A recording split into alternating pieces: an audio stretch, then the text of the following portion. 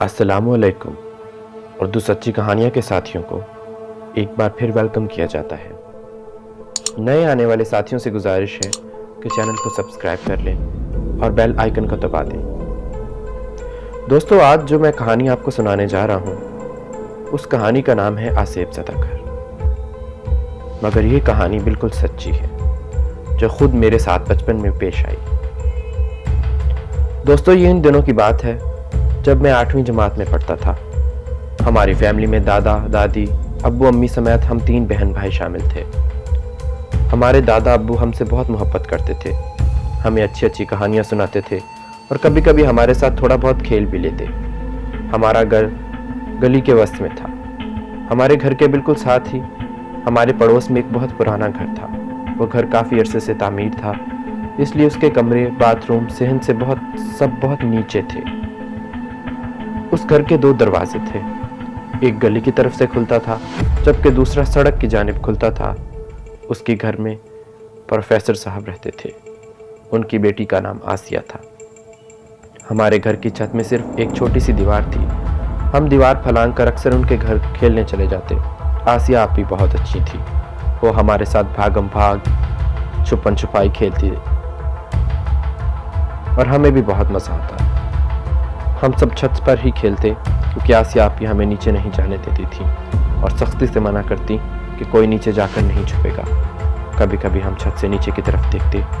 उनका घर निहायत डरावना लगता था। लंबी सीढ़ियाँ, उनके साथ 2 बाथरूम, खुला सहन और उसके आगे बरामदा और बरामदे के आगे 7 कमरे जो कि एक दूसरे के साथ जुड़े हुए थे और समझ नहीं आता था कि कौन से कमरे का दरवाज़ा कौन सा है। बरामदे वाले हिस्से में हमेशा काला अंधेरा रहता है। धूप होने के बावजूद भी वहाँ एक तारीकी सी छाई रहती थी। मेरी छोटी बहन आतिका और मेरा कज़न फहद और मैं बहुत शरारती थे। एक दफ़ा मामूल के मुताबिक हम छुपन छुपाई खेल रहे थे। हम सब ने इरादा किया कि आज नीचे जाकर छुपेंगे, जबकि आज आसिया आपी सबको ढूंढने वाली थी। बाकी सब छत पर ही छुप गए थे। हम तीनों नीचे की तरफ चले गए।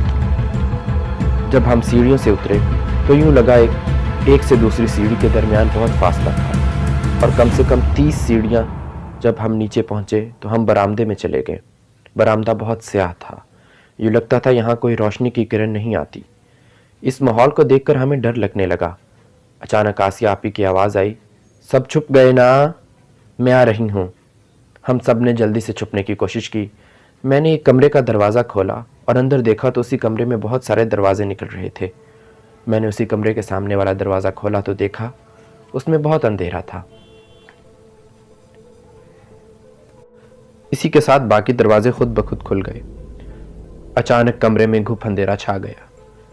मैं पसीने से शराबूर हो गया था। आतिका और अरफान भी मेरे साथ थे। हम तीनों खौफ के आलम में एक दूसरे से लिपट गए। अचानक बहुत सारे लोगों की बातें करने की आवाज़ आने लगी। उस कमरे की खास बात यह थी, सिर्फ एक जगह एक बिस्तर था, बाकी सारा कमरा खाली था। कोई सामान भी मौजूद नहीं था। यूँ लगता था जैसे ये कमरा सदियों से खाली है। हम सब खौफ के आलम में रोने लगे। जब हम ज़ोर ज़ोर से रोने लगे तो आसिया आपी को हमारी आवाज़ सुनाई दी और वह भागती हुई नीचे आई। हम भागकर उनसे लिपट गए और रोने लगे। उन्होंने हमें प्यार किया और फिर मोहब्बत से छत पर ले गई।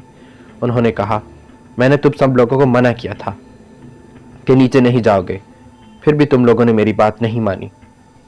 अब मैं तुम लोगों के साथ हरगिज़ नहीं खेलूंगी। हमने आसिया आपी की मिन्नतें की और कहा, आप नाराज़ मत होइए, हम वादा करते हैं आइंदा ऐसा कुछ नहीं होगा। वो रजामंद हो गई और हम दीवार फलांग कर अपने घर को चले गए।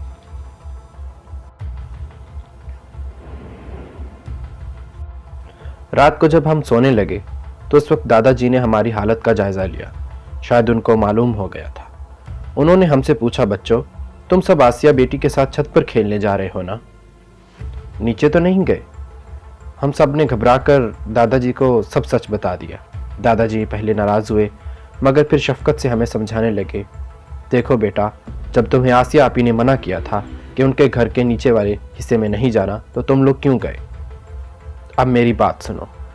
मैं तुम्हें एक कहानी सुनाने जा रहा हूँ जो कि बिल्कुल सच है। दादाजी ने कहा, एक मर्तबा आसिया बाजी के घर कोई नहीं था। वो और उनके अब्बू रिश्तेदारों के यहाँ गए थे और उनके अब्बा ने मुझसे कहा था, आजकल चोरी चकारी का बहुत डर है, तो मेहरबानी करके आप हमारे घर सो जाइए। सो मैं उनके घर सोने के लिए रजामंद हो गया। मैंने सोचा कोई बात नहीं, पड़ोसियों की मदद करनी चाहिए। चनाचा रात 9 बजे मैं उनके घर चला गया। मैंने सिहन में चारपाई डाल ली और कंबल ओढ़कर सो गया। मैं घर में बिल्कुल अकेला था। सर्दियों के दिन थे और लाइट सारी रात बंद रहती थी। जो ही मेरी आंख लगी, हवा तेज सी होने लगी और ये हवा इस कदर तेज थी कि इस हवा की तेजी की वजह से कंबल मेरे ऊपर से उड़ गया और दूर जा गिरा।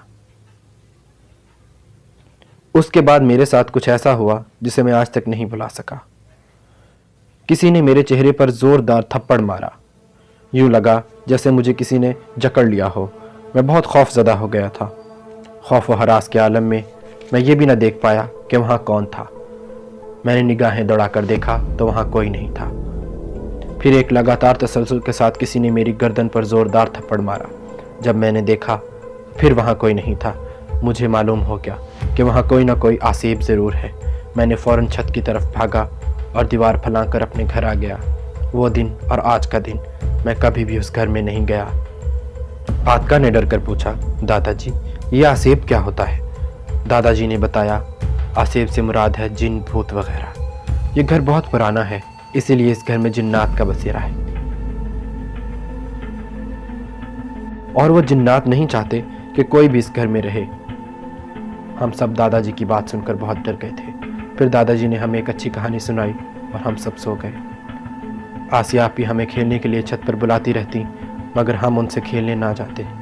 कुछ दिन बाद आसिया आपी के अब्बू का तबादला किसी और शहर में हो गया और वह घर छोड़कर चले गए। हम अक्सर छत पर जाते हैं, लेकिन खौफनाक मंजर देखने को मिलते हैं और हम डर जाते हैं।